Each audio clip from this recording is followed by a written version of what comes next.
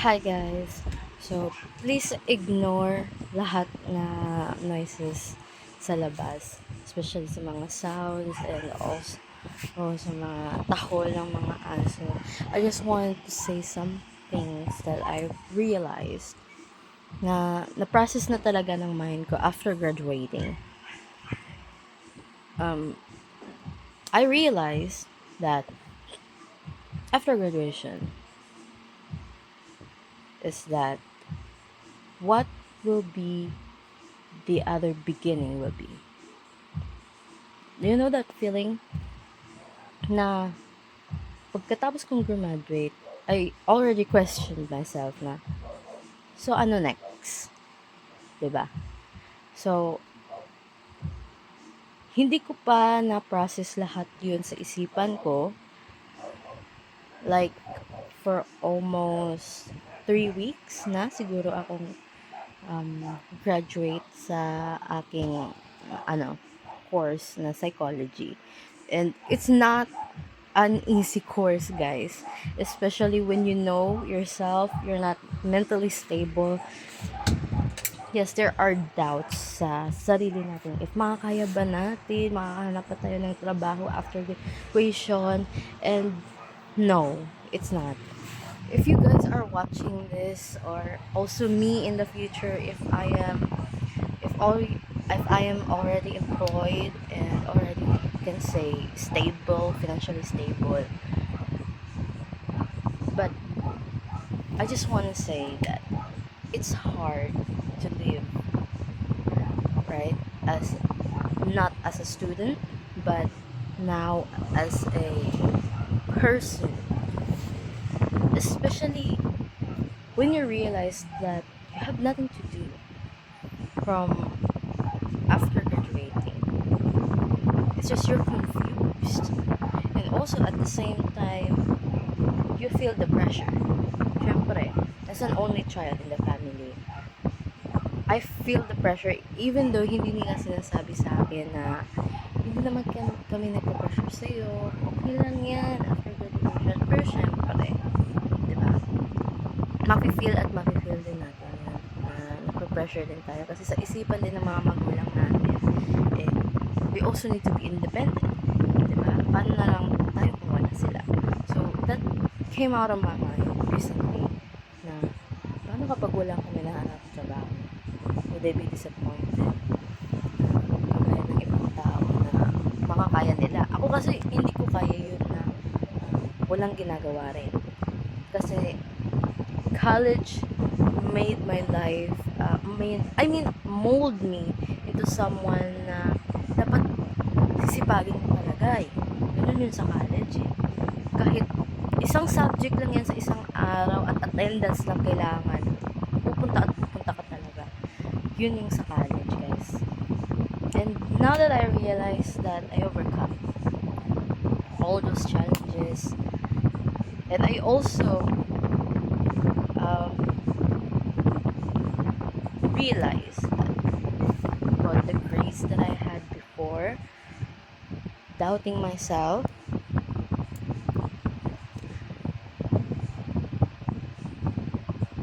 before I really am sad when I saw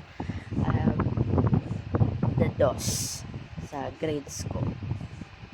If you're a college student, nakaka-relate ka talaga sa ganitong system, di ba? So, we have a subject na sasabihin na natin na parang hell talaga, di ba? Meron talaga yan. At ang professor, diyan mo talaga matitest yung patience mo at saka yung mga critical thinking mo talaga sa isang subject. Tsaka yung, ay, kita mo na lang, parang ginawa mo na lahat. Pumasa ka. Like, sa mga exam, passing score ka naman, attendance, sabihin na natin, yung conduct natin, like, ang ating grooming, yung mga hair, lahat na yun. Okay, ginawa mo ng lahat. Pero bakit ganun? Ganun lang yung grades natin. Hindi tumataas sa 1. Kasi dito yung sistema namin we have our system that calculates into 1. 1 talaga yon. Hindi 2, hindi 3. 1 talaga yung sorry, napindot ko yung yung stop button. So, yun na nga. Parang ginawa mo na rin yung lahat, di ba? Pero, if you come to think of it, hindi ka naman failure. Pero pumasa ka. Pero yung expected grades mo talaga is hindi yun. Yung expected mo is yung nakadepende talaga sa performance mo na feeling mo, ganito ako. Hindi naman mataas, pero feeling mo, ganito lang yun. At saka, binigay sa iyo ng grades is yun lang. Diba? Pinasa mo rin niya lahat. O, sabihin na natin, hindi natin na perfect yung mga quizzes, yung mga yung exam, pero passing naman, 'di ba? Grades na rin din yun. Pero hindi ko lang matanggap is yun talagang grades na yun. Hindi ko lang sasabihin guys kasi nakakahiya. Kasi is yun na yun. Pero I am thankful na wala akong ni-retake na back subject, lahat yun. And I am thankful din na hindi na ako gumastos ng malala kasi hindi nga ako nag-back subject. Wala nga akong back subject. Yun na lang yun. So, bonus na lang yung wala tayong back subject, guys. And, syempre, as a student, no, gusto rin natin maranasan yung cum laude, yung ganun. Especially sa parents natin. Parang gusto natin buuin yung pangarap nila, hindi yung pangarap natin. Ako, guys, especially ako, hindi ako tipong isang tao na gagawin ko muna yung akin. Diba? Hindi ako ganun. Kasi gusto ko talaga is maging culinary, maging chef. Yun talaga yun. Hilig akong magluto, mga ganun. Pero, hindi kami financially stable psychology lang yung available na course din yun. At saka may scholarship din ako, guys. So, I come to think of it. What if nag-culinary ako? Kahit alam kong hindi kami financially stable. Kakayanan ba naman? Alam ko. Siguro hindi. Diba? Kasi kung culinary ko, maraming ingredients, baka hindi pa nadadala sa mga tuition yun, yung gagamitin namin sa pangluluto, yung uniform namin, baka hindi pa yun, especially kung mag-intern na kami, di ba? So, I am grateful that God has a plan for me. I'm also thankful for my mother na hindi niya ako pinabayaan through enrollment, guys. Hindi niya ako pinabayaan. Hindi lang ako yung nag-enroll. Kasama ko si mama, guys. So, come to think of it, na since day one, my mother, my parents are always there na nagka-guide pa rin sa akin. I am really thankful about that. And sa mga beses na feeling kong walang-wala ako, feeling kong lost talaga ako sa subject na ito, and I discovered new friends. So, this circle of friends made me overcome college. Di yun mawawala. Diba? Sige, sasabihin natin, like, coping mechanism na natin yung sa college, after college, hindi na rin yun kayo magkikita. Siyempre, it's also your decision. Diba? Hindi naman tayo pumipigil sa kanila. Sa kanila na rin. And we also share different stories, guys, on ourselves. And together, we overcome college. Diba? Hindi namin masusurvive college kapag walang friends, guys. Guys, kinanglan mo talaga ng friends sa college. Yan talaga. Kailangan mo talaga yung tipong same na kayo ng mental health issues. Yun. Yung tipong parang sasabog na yung nyo. Pero matatawa na lang kayo sa huli. Totoo yan, guys. Parang breakdown ka muna. Pero maya tatawa na rin kami. And one thing I enjoyed college is our internship. Yes, I enjoyed internship because that's the way na maka-experience kayo ng totoong work. Yes. Sana nag-internship na tayo pang buhay. Charot. So, yun, ang favorite part ng internship ko is yung nag-field kami sa DOJ. Yes, sa PPO1. Dito sa Iloilo. So, it's one of the best times on my life. In my life pala. Kasi, I have fulfilled my dream na travel kasama yung friends ko. At the same time, kaka-experience ng mga ibang tao, ibang lugar.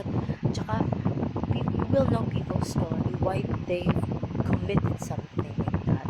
No? Eh, hindi naman pala lahat ng criminal is criminal talaga. Some will give revenge sa family nila. Totoo yan, guys. Hindi lang talaga sa pelikula, hindi lang sa teledrama. Guys, in real life, people give revenge. So, it's better to be kind to everyone. Yes, kahit criminal ka, guys. Hindi ako tumatawa dahil criminal ka. Matawa ako kasi na-experience ko yun. Na makalubiro sa taong na alam mo, naranasan na magpaso sa bilibid. Yun, naranasan yung magkipag-chismisan sa kanila, yung to hear their stories, like gano'n. And it's really hard to live in a life that you don't wanna live. You know?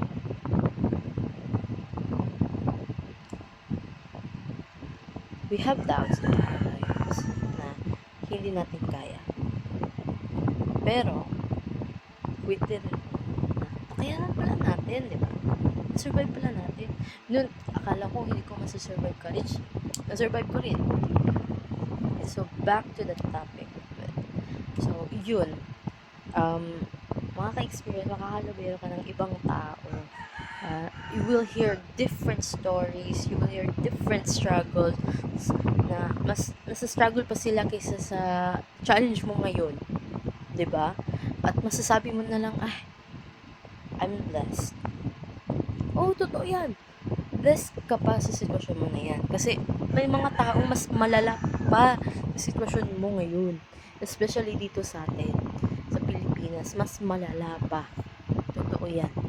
I would rather be uncomfortable talaga sa mga corruption, sa mga ganyan. Because I would rather have that, just not war. Totoo yan. Ayaw kong makikita mga innocenteng tao kinakatay. Like, parang hayop. Ayaw ko talaga ng war, guys. Yun. Although meron din sa atin dito sa Pilipinas na ganyan, pero sana ma-justify yun. Totoo talaga yun. At saka yung mga corrupt, guys. Sana magbago na sila, no? O di kaya, mawawalan na lang dito sa Pilipinas. Kasi kawawa yung mga tao dito. And throughout that college, that was also our topic sa college. I will never forget those topic na muntik na talaga. Muntik na ma-FO ang yung iba dahil dyan. At ito pa, guys, yung about sa FO na yan, totoo yung about sa thesis, yung curse kapag kasama kayong magkaibigan. Totoo talaga yan, guys. Naranasan namin yun. Oo, we have witness sa buong classroom kasi, guys, may mga iba't ibang circle of friends. Nandito yung mga masasabi nating mga nerds, guys. Siyempre, mga magna cum laude na yun. Sila yun. Tapos, meron din dito nakatapaman lang yun. Tapos, meron din dito mga social. Tapos kami, ito, wala lang. bag namin sa room, wala. Tawa at tawa lang. Ako guys, hindi kasi ako plastic guys. So, kapag hindi kita, ano nga tawag dito sa Tagalog? Kapag hindi kita kinakausap, hindi talaga kita kausap, di ba? Kapag hindi ka nauuna pala kumausap sa akin, hindi rin ako kausap sa'yo. Yun ako. Kapag ayaw ko talaga sa'yo, tay. Ganun ako. Hindi ako plastic. One time na meron akong classmate na ayaw ko talaga, pero kumakausap sa akin, wala akong choice, kakausapin ko, sasabihin ko sa kanya, ayaw ko sa'yo. Pero ayaw ko talaga sa kanya. Teka lang, punta ako sa labas. Nagbabayaan na natin yun. So, back to the topic sa atin. Diba?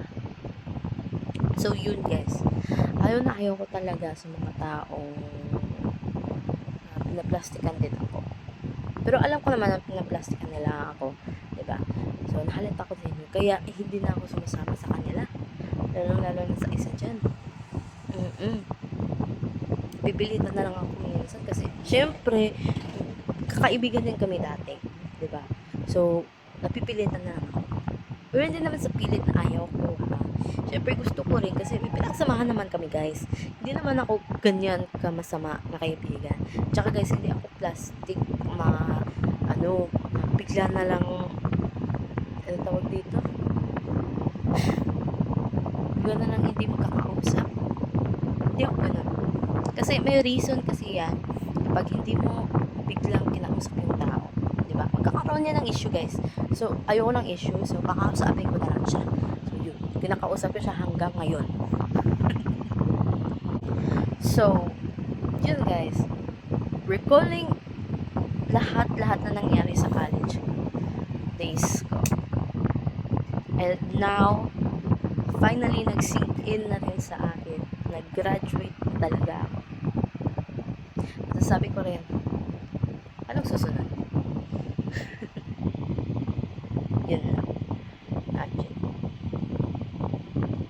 Hindi ko alam kung anong masusunod sa mga buhay ko. If I would be successful. If ever I became successful, guys, gusto ko talagang tumulong sa mga tao. Totoo yan, guys. Kasi sa aming religion, matutulungan talaga yung mga tao, guys, sa simbahan namin. Like, for example nung na-hospital si Papa, wala na talaga kami. Lahat ng kamag-anak ni Papa, pinuntahan na namin, like, we need financial, we need financial na kailangan kasi ni Papa. I'm sorry. So, yun. Kailangan kasi na pambayad sa hospital, guys. At saka, mahirap kasi na mahirap ka. Yes. Mahirap ka. Sabihin ko na. Kasi yung mata ni Papa, guys, is isa na lang. Kasi noon, parang makati lang daw noon yung mata niya. At saka, parang namula at namaga. Hindi na, parang ganito siya. At saka, hindi na siya makamulat ng isang niyang mata. Parang ganan na lang. Tapos, marami na ditong mga, sa Tagalog, basta, ganyan. Maraming muta. Parang ganyan. Akala namin noon is sore eyes lang. Diba? Hanggang sa 1 week, 2 weeks, hindi pa rin. So, pumunta si Mama at si Papa sa sa doktor. Dito lang. Lapit lang yung doctors dito, yung doctor's hospital dito sa amin. Kaya isang ride lang. So, pumunta sila doon, mag-check up. Ang una nakita lang is parang namagalang dahil sa kamot na nakamot sa mata niya. Yun, binigyan siya ng mga eye drops, tsaka yung mga medicine na intake, ganon. So yun, that was the most struggling phase on our lives. Yes, that was the most struggling phase. And the second struggling phase is this, when I was in college, because drain talaga yung wallet ng mga ano ko guys, mga magulang ko. Kahit boyfriend ko guys, ah, minsan siya rin yung nagbibigay sa akin ng extra kasi papalit kami lahat dun, and I'm also thankful for him kasi working student din siya guys, as in siya lang yung nagpapaaral sa ano niya, sa self niya, as in napakasipag niya guys, kaya hanga-hanga ako sa boyfriend ko guys. Napakasipag niya, nag-ALS siya guys para lang makatapos siya. Like anong masama sa ALS pa nag-school ka rin, no? Diba? Same lang naman yun. Ang difference lang is once na kayo nagkikita sa isang week. Oo, yun lang. Same lang naman yung mga subject, same lang din yung mga assignments, kahit may internship din sila guys, pero 2 weeks lang pala, 2 weeks lang yung internship nila guys. So, napakahanga talaga guys sa boyfriend ko dahil napakasipag ko. Kinaya niya lahat yun. 'Di ba? Kaya ako, hanga-hanga ko sa boyfriend ko rin guys. I am so thankful na nakilala ko din siya guys. Napakaswerte ko rin dahil malambing talaga siya guys. Totoo yan, napaka-clingy. Malambing sa malambing, at saka mahilig siya sa sports, lalong-lalo na basketball. So hinahayaan ko lang siya minsan syempre tayong mga girlfriend, 'di ba? May time din na gusto din natin silang makasama, pero instead nagba-basketball sila. So ako guys, minsan guys naiirita din ako kasi basketball lang siya ng basketball, pero now I realize na ano na rin yun, coping mechanism niya rin yun kapag may mga problema siya. So, kapag gusto niya mag-basketball guys, so hinahayaan ko na lang siya. So, kasi malapit na lang din dito guys, yung mga basketball court. Ay nako, meron din kami ditong basketball court sa kabila, sa likod dito. Tsaka may basketball court din doon sa may Baluarte, may basketball court din dito. 'Di ba? Ang daming basketball court, guys. Dito kaya ayaw niya nang umuwi sa kanila. Dito na siya tumitira, guys. Yes, mahigit 2 years na siya dito. Naku, sinasabi ko talaga, guys. Yes, napakaswerte ko rin sa kanya kasi napaka-understanding niya. Lahat ng bagay na pinoproblema ko, naiintindihan niya talaga. Hindi siya tipong lalaki na kapag umiyak ka, sasabihin ka, ano ba yan? Parang bata. Yan. Hindi siya ganyan, guys. Kapag umiyak ako, guys, automatic magsusorry yan. Kahit hindi niya kasalanan, guys, magsusorry yun. Diba? So, I am also thankful dahil nandyan din sa, bebe. I am also thankful na nandyan siya nung college ako. So, actually, we were together since when I was in senior high school, nung grade 11, guys. So, grade 11 ako. So, yes.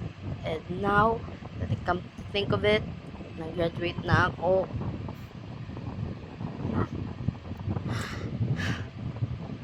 Sorry guys, yung kwento ko is jump onto another issue na naman, hindi ko na maalala yung mga sinasabi ko, yung point talaga ng video na to. Well, actually, yung point talaga ng video na to is about how I realized and how nare-recall ko lahat ng college journey ko, 'di ba? Ito yung phase na basta, ito yung phase na na-realize ko lahat. Nagsisink in na talaga, nag-graduate na ako. Tsaka maka-question ko na lang yung self ko na ano yung next. Yun talaga. Siguro guys, I'll pray for it muna. 'Di ba? I'll pray for it, and then whatever life takes me, what's God's plan, I will take it. And if ever I became successful, tutulong din ako times 2 pa sa mga taong nangangailangan. Kasi kapag ako, nangangailangan ako ngayon ng trabaho, ano na lang yung iba, 'di ba? Na hindi na nakapagtapos. Ano na lang yun? Wala na, 'di ba? Ang ibig kong sabihin, guys, walang walang tatanggap sa kanila kasi iba matatanda na, iba illiterate, iba hindi talaga pinagpala, guys. So if ever, sana Lord, sana maging successful ako kasi gustong gusto ko din yun kasi katulad ni na Ivana, ni na Zainab, lahat-lahat ng tao na nakakapagbigay, gusto ko rin maibigay. Pero syempre, uunahin ko muna yung mga magulang ko. So, susumingkap ako, maghahanap ako ng trabaho. Syempre, I also wanted to record this journey sa YouTube. And I hope that one day, someone will discover this video. And syempre, sana hindi kayo mapuringan, di ba? Sa mga salita ko dito ngayon. Because I just want to record my college life. Kung ano noon naranasan ko. And yun, I'm thankful na natapos ko na rin. So, this is not just my celebration to myself. I'm graduate ako. It's also my parents' celebration. Because nakapagtapos sila ng AD Psychology, guys. Bachelor of Arts in Psychology degree. Yun. I am so proud sa mga magulang ko and also to myself na yung mga nagda-doubt sa akin na hindi ako makapagtapos, nakapagtapos din ako. Yun. And together, me and my family na nagsusupport sa isa't isa, I know that we can survive. Parang nasa war, no? Hindi. I know that we can do it all together as long as we have each other, and also we have to put God in the center on anything, guys. Put God in the center on anything. Si God talaga yung answer sa lahat-lahat. And we also prayed na yung mga taong na nangangailangan sana ma-overcome din nila. So, this is all. And good luck on your next journey, Ren Ren.